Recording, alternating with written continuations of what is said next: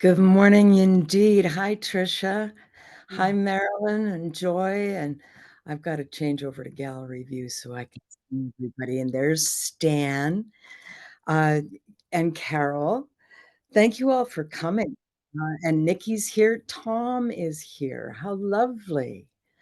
Hello, Tom. What an amazing week you are bringing to us. Once again, I am just so pleased to be able to share the field. Yeah, thank you, Shannon. It's as you know, a lot of work goes into it, and we never know how it's going to come out. But it's turning out to be another rich and informative experience. Well, if you bring the right people together and you give them a good subject and then just have at her, kids, you get the most amazing things. And I know that you didn't get a chance to follow a lot of the chat, but um, I can't remember who it was who posted it, but she said the Rumi quote comes to mind: out beyond ideas of wrongdoing and right doing, out beyond ideas of there is a field. I'll meet you there. When the soul lies down in that grass, the world is too full to talk about. Ideas, language, even the phrase each other doesn't make any sense. Build the field. They will come, is what I responded. And that's what we're doing here. Mm. We're not closing our eyes, we're not closing our minds. This is what Humanity Rising was designed for, to create the field. Mhm. And our part of the field is joining it with the next part of the field, and the field is growing. And it's a whole bunch more fun over here than where the others are not playing. And I do feel very strongly that this is a manifestation of Jim Garrison's vision of the future. Oh, I just love that. Thank you so much for listening. Be a part of the conversation. Put your hands up. Hello, I just love to see you, Linda. You can't hear me yet. You got to put your ears on to hear me. And I'm going to call on people if you don't talk to me. So, Nikki, you're up. Yeah. Oh my gosh. Woo. I just made my coffee. So that's why I'm just slowly integrating. Well, both days thus far. Um like Eileen said, I'm a devotee of Ken because I think he brings everything and in between. I love how he really brought that today to the conversation. There's not a black and white. There's no rainbow without black and white. So we can't have the colors in between, right? So really love that concept that he brought today, and the us versus the them. That's and experiencing that right now, very much so, in what is going on for us and happen to us, that in the end there will be something of it, and it's the all in between, which is the through us, which is what I will hopefully be able to relay as eloquently as everybody else thus far, which is the emotional part, which is the moment to moment. How am I feeling? I'm feeling like Ken said, I'm feeling different at 8 a.m. than I am at 8 p.m. Yesterday morning you saw me here, I was very euphoric. Well, at 8 p.m. I was very deflated of like, my life is never going to be the same. And what is happening tomorrow? Where will I be sitting tomorrow? What background will I have tomorrow? So it's everything in between. And that's what I am right now. You calling on me, I wasn't quite prepared for it.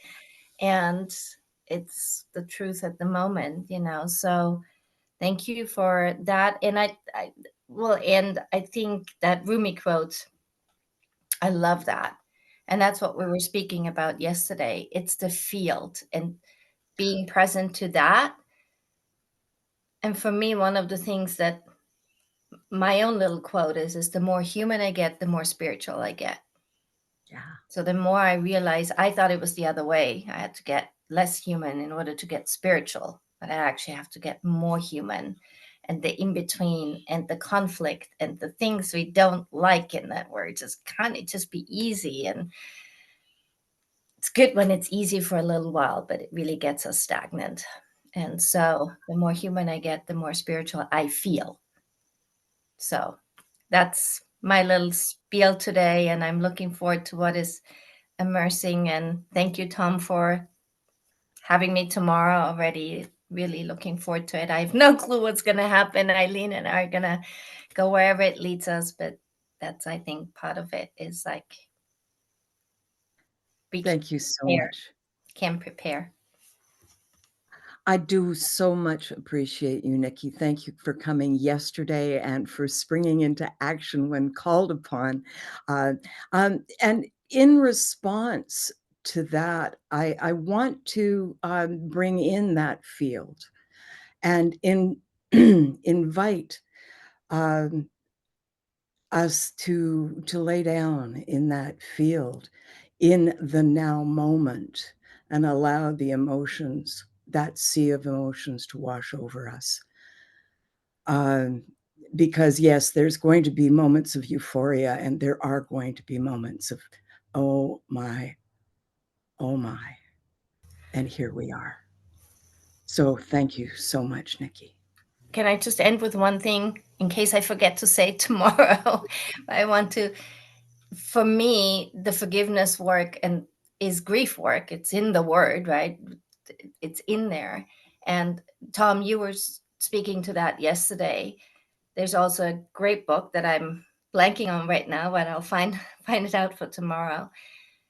The grief work is the grief and the praise / joy at the same time. And it's a tight walk. It's so like you got to balance it, and it's moment to moment. And I've attended grief fires, and in one moment there was wailing there, and in the next moment there's laughter and singing. And I may share a story tomorrow of a dear friend when losing her husband. The kids and her wailed and vomited and threw up because life was uprooted. And in the next moment, the kids went outside and played with their friends, and people brought food and they laughed. And then the next moment they came back and they wailed and they vomited and they cried again. And so it's this constant balance of that. And if we forget about the praise and the joy, then we forget about the field. And that is the forgiveness work in a nutshell, is that grief work of wailing and deep gratitude and praise and joy. So yes, it will come back, and it has to. It has to. So thank you. I will end with that now for sure. Want others to hear. So thank you for that yesterday, Tom. I really appreciated that. Thank you so much.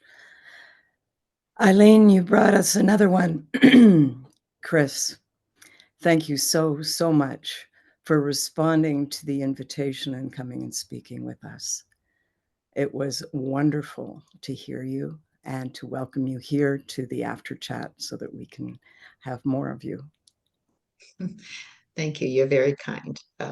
Appreciate that. And appreciate what you were saying, Nikki, because I always think the gratitude and joy is what gives us that fuel to face the tough stuff, because there's a lot of tough stuff. And if we don't have that thankfulness and gratitude and take advantage of those joyful moments, it's going to be about impossible to tackle the tough stuff. So I think that was a good point you brought up there. And Tom the other day too. Yeah. Stan. Mhm. Yeah, I always have this stupid thing going on in my head that's called thinking. Um, and one of the things that has occurred to me is that this subject is touching on a way for us to begin to analyze the patterns of human existence and especially violence. That I don't know exactly how it will proceed, but I would think, and I think I've heard a couple of people mention that looking at history is really important, and we need to try to make a science out of how humanity has gone from joy to pain and hate and love and back and forth. And what is the pattern? Is there one? We don't know yet because it hasn't been something I've seen anybody particularly study. The pattern of global emotions. It's not individual emotions. It's how does the planet breathe and live and eat and sleep and be born and die, and what can we discern, what can discern about the patterns that we have been involved in, and is there any way to use history where it's being examined in great fine detail to predict the future? And people have I know people have been trying to do that, but with our capacity for communication and more people coming online in groups like this, where we get to be a louder voice than each of us individually, speaking the thoughts of the global mind. And those thoughts eventually lead to us behaving some particular way or another. And um, I'm not sure exactly how to end this little piece of thinking, but we are on the trail, and this set of thinking is putting us further along on that trail than that I have noticed before. And so I appreciate what's going on here. Thank you all very much. Come on in, Eileen. Thank you, Shannon. So appreciate the space you're holding here, the way you guide it.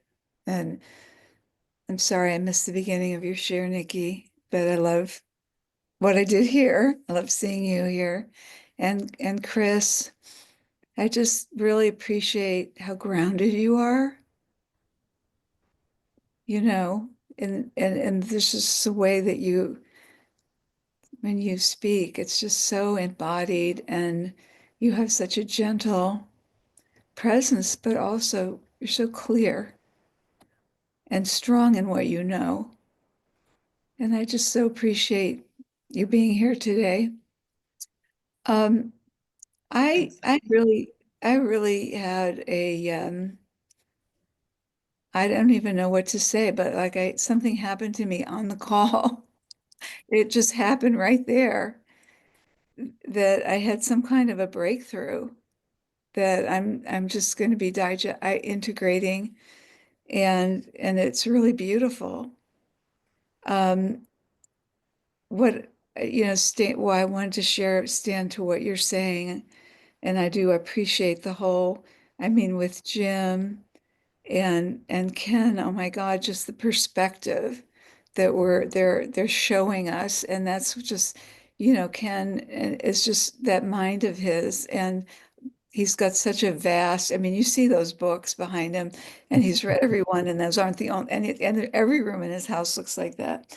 But he's just got such a vast, compendium of at his disposal of the books. And that's why I say that book of his, it's just a digest. It kind of reminds me of Ken Wilber in a way, in a different way. They've sort of synthesized so much, but Ken Cloke even Anyway, here's what I'm seeing.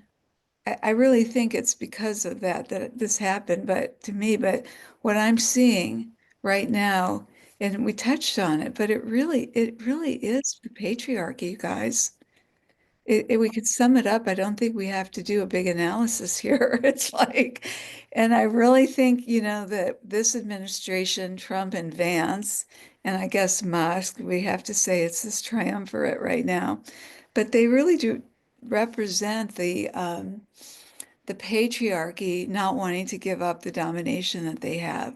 They don't want to recognize women, they didn't want women president, not just those three, but the whole, whatever faction of us, that part of us. They just don't want to. And they just digging in, and they don't want to recognize people who don't fit the mold. And I think Ken just said it so brilliantly, like they've denied something in themselves. They've had to cut off their own feminine, their own sensitivity. So compassion on an individual, I send them compassion.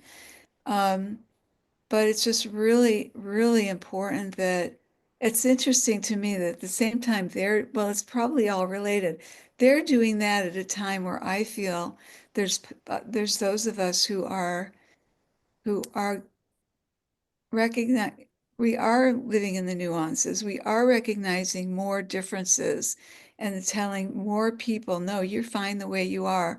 And yes, you showing up differently, and making space for them in the human family is so important. But I just feel it's really clear to me. It's the death. I'm going to say it's the throes of the patriarchy. I have a postcard on my refrigerator, a friend of mine who's just brilliant and passionate. She's going to do a one-woman show in March. Nick, you might know Marcy Graham. You know Marcy? Yeah, in Sebastopol, I think you might want to come for that. Anyway, it's called Death Knell to the Patriarchy. Death Knell to the Patriarchy. And that's what's happening. And so we've got that happening, and then we don't want to die. We don't want to die. So that's what I'm seeing right now. Thank you. Oh, and that's the most dangerous time, is when they are in their death throes. Absolutely, Eileen. I completely agree with you. The only thing I just say is that I feel is different is that those of us who are awakened are awake. We're awake. We're conscious. We're connected to source. That's pretty powerful. Like you said, love is more powerful. So we need to just stay connected to the field. Yeah. We are all growing in the field, from the field, and we are creating the field as we grow. And thank you so much, Eileen. Tom, come on in. I put my hand up because I wanted to respond to what Stan was sharing, but before I go there, I want to just share a reflection on what Eileen just shared. And as I said in yesterday's broadcast, in the first Trump administration, I was able to pretty easily go to a place of compassion, not knowing what kind of abusive childhood he had that created the adult he's grown into. I'm not there yet, and Eileen, I really appreciate your comments about the throes of the dying of the patriarchy, and so maybe that's going to be the doorway for me to find that compassion I'm looking for him. Stan, I was going to respond to your inquiry around history. I reference Heather Cox Richardson quite often, because she's writing to very clearly, very intentionally, she's writing to graduate students of history 150 years from now.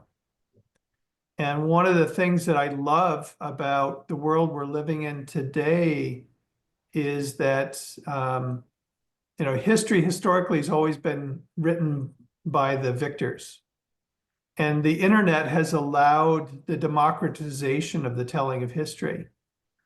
And, we've got an administration now that's fighting tooth and nail to tell history and tell us what's true and what to believe and what we're not supposed to believe. And so we've got the internet, we have individual voices, we've got writers like Heather Cox Richardson who are doing their best. And, we all have a hard enough time telling what's true in the present, let alone what happened in the past. And so I just so appreciate people and voices like Heather that will help document history in the most accurate way possible.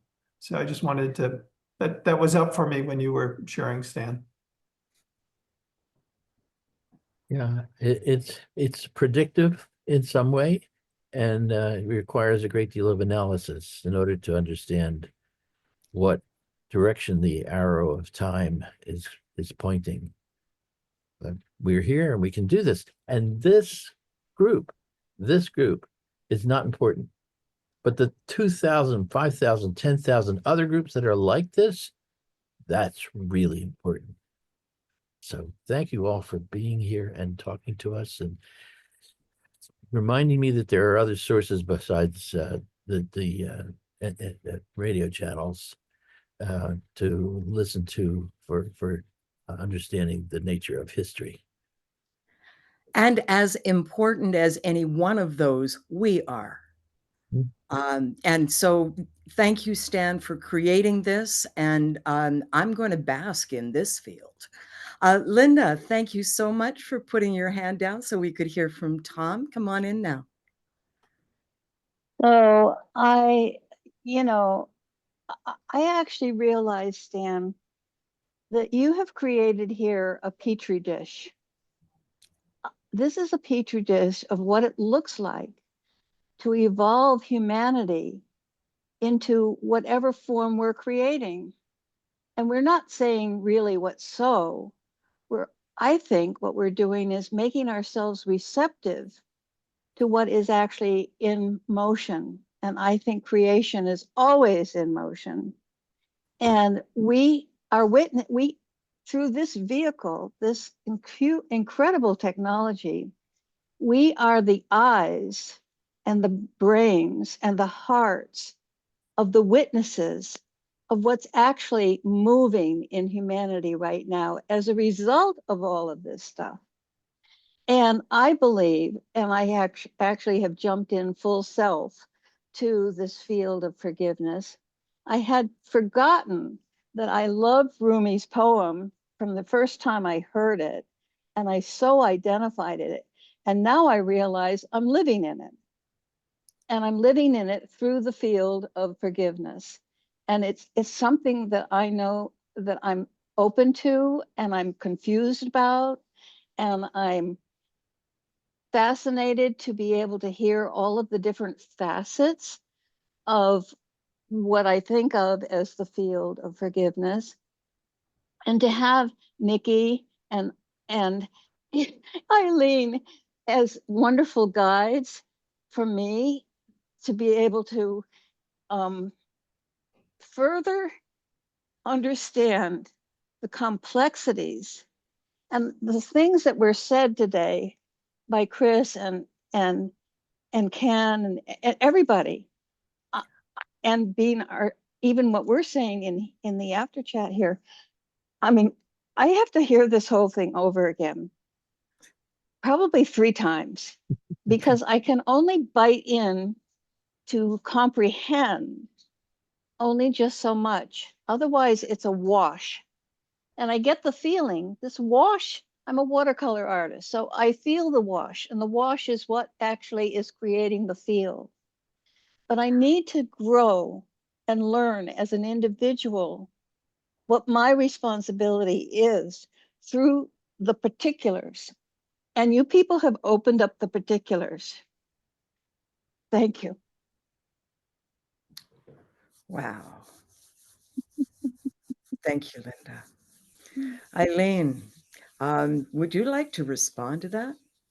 Oh my God. I mean, I don't think it's just so beautiful and I so appreciate it. And I love what you're saying. We are, whatever this is, if something is happening here. I mean, I am, Tom and I are both very sensitive to energy. I know a lot of you are too. I just, can't, the feelings to me, Linda, are everything. I think, as they say, understanding and figuring, that's the booby prize. That's the consolation. It's second, but it's secondary. And also the feelings are, for me, that's the feminine. There's a knowing in there, not a knowing up here, but there's a knowing here, which I value tremendously. I'll just share, Tom was going to really appreciate this, I think, understand this. I just changed my name. I just changed it to Isis, so please call me Isis. I have that name. I've had it for 20 years, but I use it personally. I don't use it professionally, but I just was inspired, like, no, that's your name. That's just your name. So here, at least in Humanity Rising, and Nikki knows that too. So yeah, you can still call me Eileen too, but I'm officially Isis here now. Isis, I am so glad to know you. Thank you so much for coming and being who you are in this space. That's it. Yes. I And am thank you for sunlight creating sparkling. confusion in my life. And you're interrupting. You I'm don't sorry. do that. I want to exchange names with Isis. Okay. My name is Sunlight Sparkling on the Waters. Beautiful. Thank you. It was difficult to accept it, but I could not deny the clarity with which it was given and then confirmed over and over again. And how I actually move into asking people to call me by that name. I mean, Isis is easy, but the mouthful I've been given. No, it's not easy. There's a terrorist group that likes that name too. Well, yeah, But there's Janet, that. put it in here. Put it right here on your screen. That would be beautiful, right? With us right now. Yeah, yeah. I love that. I'll just do that. All Thank you right, very girl. much. All right. And Marilyn, come on in. And it's Diana and Marilyn, yeah. Oh, Diana first and then Marilyn. I don't know. She's Go been for it, waiting. guys. If I may, I only have a very quick mundane question. I wanted to ask Tom, where can I read Heather Cox Richardson? She publishes on Substack. Okay. That's the easiest way to find her. And it's her publications are Letters from an American. She's been writing for just over 2 years now. Okay, thank you. I'm sorry, Marilyn, come on in. You're up next. It's all right, no problem. I just wanted to take advantage of the fact because we have the panelists here in the after chat, and thank you all for coming, Isis and Chris and Tom. I just wanted to express, I think Tom might relate to this based on some of his comments. I'm just really struggling with even wanting to talk to people, certain people, okay? It's not like I don't have compassion, although I do sometimes slip from compassion into pity. I just only have so much life force energy. I'm in a place, I relate to Isis, I'm in a place of tranquility and bliss and happiness, and I don't want to engage in negativity. So, everybody's saying, oh, we need to bridge the divide. I can sit and talk for 10 minutes and ask questions and see if I can find some common ground. But often, many of these people are very angry and they're operating from resentment and loathing. And these are not things I relate to. And I just don't want to continue the conversation. And I say, I wish you the best of luck. Hope it works out for you, and I walk away. So I just would be interested, maybe even in Chris's comments. I just am not there. I don't want to talk to them.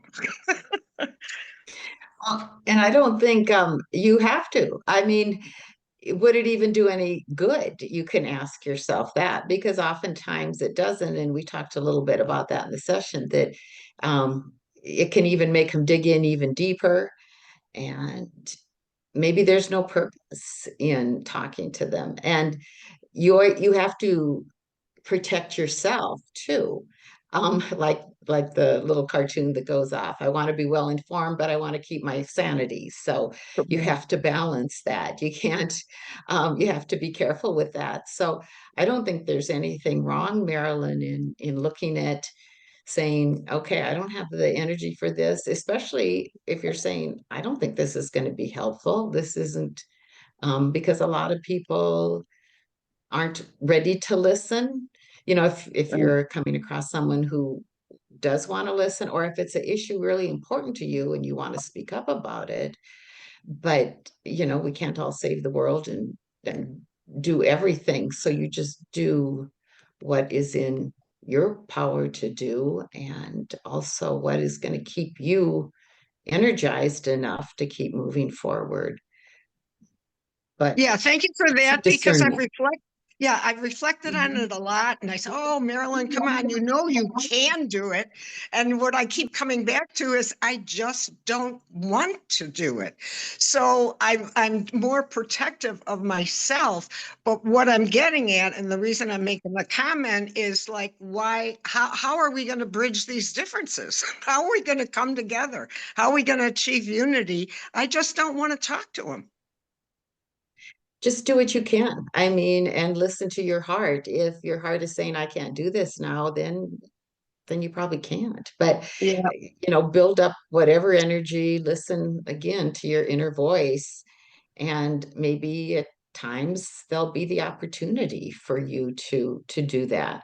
I mean, you're not supposed to go out and save the world by yourself, Marilyn. You've got all these people in this group, and lots of people, and so you can only do so much. So just listen to your heart and do what you can do, but don't feel you have to take on everyone. I certainly can't. Only have so much energy. I think we all do. Thank you. And we Thank have you for to. that feedback. Appreciate it. Absolutely. Thank you, Chris. And it occurred to me that, you know, this is work, and not everybody needs to do the same kind of work. We're all designed differently. And this is part of the beauty, the magic of community, where we don't, any one of us, have to shoulder the burden of all of the problems. And so, Marilyn, I treasure you, and I love the way you think and what you share in Humanity Rising. Thank you so much for speaking up. And Stan, I see Tom's got his hand up. Who wants Let's Tom go first. Okay, and I'm going to be moving towards the door. So I want to thank Chris and Isis. And I look forward to hearing Nikki tomorrow. And Tom, come on in and talk to us. Yeah. Thank you, sunlight sparkling on the water. Diana, I put a link to Heather Cox Richardson's post in the chat, so anybody wants to subscribe to it. Marilyn, to your question and your comments, I was having a text exchange with a dear friend this week, and I was just sharing that, you know, these times. They really are challenging. I know for me personally, I'll just speak for myself. They're challenging my mental toughness and my resiliency. And I've always, because of my life's journey, I've been an extremely resilient person. But I'm finding that my mental toughness and my resilience is being challenged, and I wrote to this friend of mine that it feels like right now it's different. Our society is different. I feel like our nation's soul is damaged, and our fellow Americans are prepared to destroy it because they are consumed by grievance. both real and imagined. And if I can hold that place that they have a grievance, then it creates it, to Chris's comment, it at least creates an opening that I can, whether it's a real grievance or an imagined one, and often it's an imagined rather than real, it makes it possible for me to then want to engage in conversation, to understand what is their grievance, and is it real or is it imagined, in an attempt to try and prevent the destruction of our nation's soul, because I feel like that's what we're facing right now. I don't know if that's helpful for you, Marilyn, but that's at least where I'm standing. Yeah, I think that comment is helpful, and I understand it, and that's why I often try to reach that place of compassion. But like I said, it often slips to pity because it's self-imposed suffering. These people are giving themselves grievance and suffering that is self-imposed. Instead of rational, using the rational brain, they are subsuming to the amygdala. They are operating from emotion. They are operating from fear and greed and ugliness and all the values that I don't hold. So yes, it may open it. It gives me an opening to, boy, I feel sorry for them, but I also wish them well. And I hope things work out well for them, even if in the back of my mind, I think it won't. But maybe, maybe I'll be surprised. Maybe it'll work out well for the majority that wanted this kind of a administration. Who knows? We know it'll work out for the oligarchs and the billionaires, but I mean, for all the common people who thought that this would bring them some relief, I hope it works out for them. And yeah, I guess it's just something we got to work on. So thank you for that suggestion of constantly remembering that these are people with a grievance, with something they feel it's a lack in their life. There's a need there that they want to have satisfied, and I'm not sure I understand it, but at least it's an opening to understanding. Thank you, sir. Yeah, and I'm going to take Chris's advice too, that it's not my responsibility to fix the world. And thank you for the reminder, Chris. Right. And I wanted to also add, Marilyn, with what you're talking about, and Tom, is that sometimes there's, maybe you've heard the phenomenon, competitive victimhood. Or I've had people comment, you want to listen to people and hear them, but you also don't want to give attention or reinforcement to the victimhood thing, because that doesn't empower people, but you get attention, you can get locked in victimhood. So it's really good to have compassion and listen, but it's also important, and I've had people tell me this because they've been frustrated, it can also be really important not to give people too much attention for their grievance, because it's like a dopamine hit, where you feel like, yeah, I gotta really feel sorry for myself, and I'm a victim, and you get attention, and so it's kind of balancing that. Tell me if I'm making sense here, but you don't want to also reinforce things so that someone doesn't start to feel more empowered. Because to me, I don't want to be a victim. I want to take my power. I want to be empowered. I don't want to be whining and groaning and always grieving. I mean, a grievance, that's different than grief. Grievance is different than grief. So don't give me attention when I start doing my whining. Let me vent a little, but then, tell me to, like, I have a friend who tells me, put on your big girl panties and deal with it. So I don't know if that makes sense. Yes, I thank you for that. I made a comment in the chat during your presentations about this issue. I've been practicing at this, okay, communication skills and all that. And the importance of reflecting back, because miscommunication is always a problem, right? You think you're hearing what they're saying and they're not, and they don't hear what you're saying.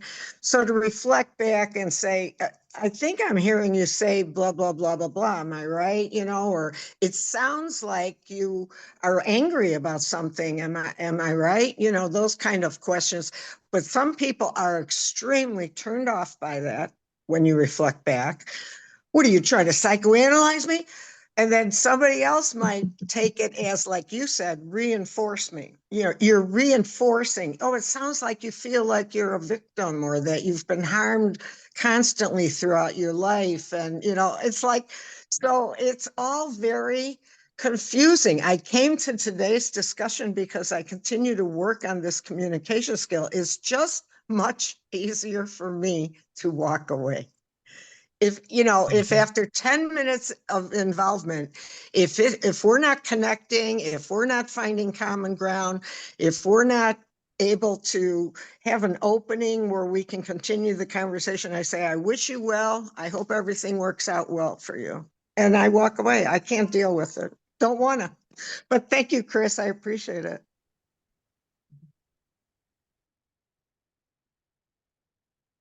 Diana's up next.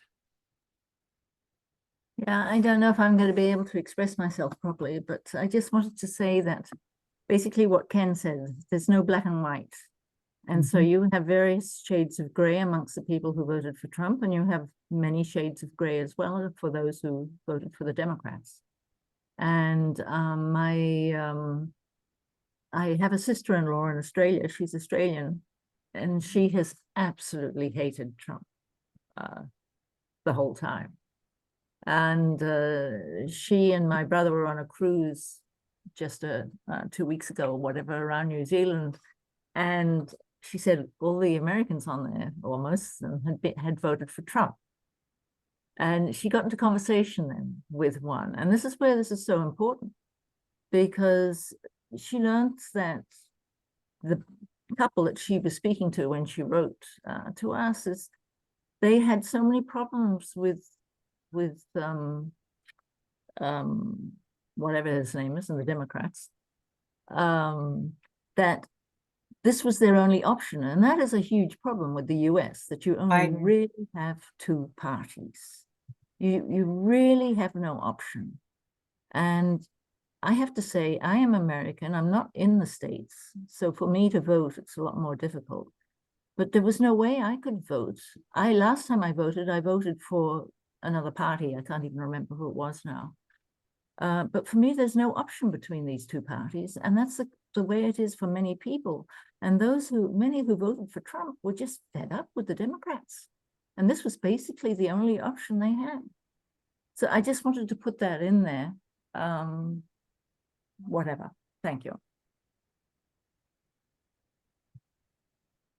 I have lots of problems with Democrats as well, but when you have to make a choice in life, okay, there's never a perfect choice.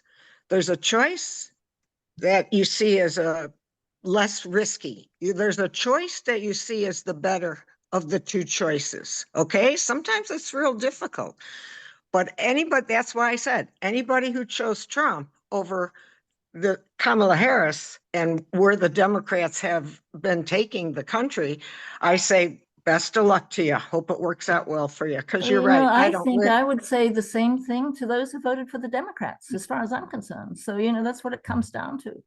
Yeah. Other people have their hands up. I just think we should hear from them. And then I personally am going to need to go, and probably others do too, because we did run late today. I think Stan and Susie. Yeah, Susie can go because I have been heard and my ideas are out there. Susie, please tell us what you want to say. Hi there. I'm actually in my bathtub right now, so I'm not going to give you that scare. I was a history major. I was a history teacher in the beginning of my career. I've always followed politics and political science. And I think and I did agree with Marilyn in general. But when people say, and with all due respect, that you just couldn't vote for the Democrats, I really, first of all, it's about our country. You don't have to like this person and you don't have to have dinner with them or a beer or whatever. But if you really listen to what goes on in Congress and watch C-SPAN and are aware of all the bills that they have fought to pass to try to take care of the common person, which may now be, and the environment and all those things. Yes, they're all politicians, but I think most people, because they don't listen to any news anymore, they only watch TikTok or YouTube. And that's one of the reasons it's so hard to have a conversation, because they're just ignorant of what's really going on. And a no vote, it was a vote for Trump. And now we've got it. So if people just realize, I want to vote for the country and the future of democracy, not who I like or any of that, I think that's part of my problem. And we saw it happen with Nader, and we just saw it happen with a lot of people. So I guess I'll stop there, because you probably know what I'm talking about and I don't need to go on. But that's really one of the more problems that I have. And you mentioned earlier, I loved when you talked about the transgender, which apparently there's 15,000 transgender people in the military, which I wasn't aware of. But I have a friend who said, well, I agreed with him because there's only two genders. And I mentioned the hormones and I mentioned those things. And also, she happens to be from Ethiopia, but thinks that none of this has anything to do with her. And I'm thinking, yeah, until you're in the wrong place at the wrong time, just by the way you look. So I guess, thank you for letting me speak. This week has been so powerful, and I'll be watching all of it. And ISIS, I always followed you on Facebook, but I got hacked and it doesn't seem I'm going to be able to get back in. So I guess I'll try Instagram. I just don't know how to use it, nor did I want to learn. But 20 plus years of my life gone. Okay, everybody, thank you for listening. Thank you. All right, I'm going to keep this real short. I started an idea in the chat earlier about my two kinds of people. I didn't say that everybody is locked into one of these or the other, but there are people that like to share everything and people that like to own everything. And it's a lot easier for the people who like to share everything for their group to grow. The people who like to want to own everything, their group can't grow too much because they're too greedy. They don't want to get more people involved in owning everything. So we're headed in the direction of sharing. And that's for Marilyn and any of us who are concerned about the direction of the future. And one of my roles here is documentation. And I believe that what we're doing here is going to be studied for the next 100 years. And I'm looking to collect the data in my website that people 100 years from now can look at and say, "Oh, this is what was going on back in 2025." Talk to Heather Cox Richardson. You're on the same same. You should connect. Oh, okay. She's writing for future historians. And great. Yeah, I need to hear that. Archives for future historians. Yes. Yes, it's an important perspective. I don't want to complain too much, but you're changing your name is going to confuse the AI tool that puts in who comments on what by using their first name. But we'll survive. Well, let's see what AI AI does with it. Always interesting. Okay, well, thank you so much, Stan. Thank you. And thank you for being part of this very, very interesting week. And we'll see how it continues to play out. And thank Tom for Thank you, Tom. making so much sense out of the world. Yeah. Yeah, I can't take any credit for that. All I can do is bring dear friends like ISIS to the conversation, and all the people in in her network like Ken and Chris. Okay. Well, thank you, everybody. Thanks Mm-hmm. again, Chris and Nikki. See you tomorrow, and Tom. I look forward to it. It's a joy. Thank you. Love to you all. And everybody should know that I publish a set of links to the Humanity Rising chat and this chat and the recordings from both. And if you aren't receiving those, my emails, then you can put your email in the chat or send it to me directly, and you'll start getting these details. Thank you, Chris, for today. Thank you. Love. And bye, Linda. Okay. So I'm going to stop the AI companion and stop. And I'm going to stop the recording and stop.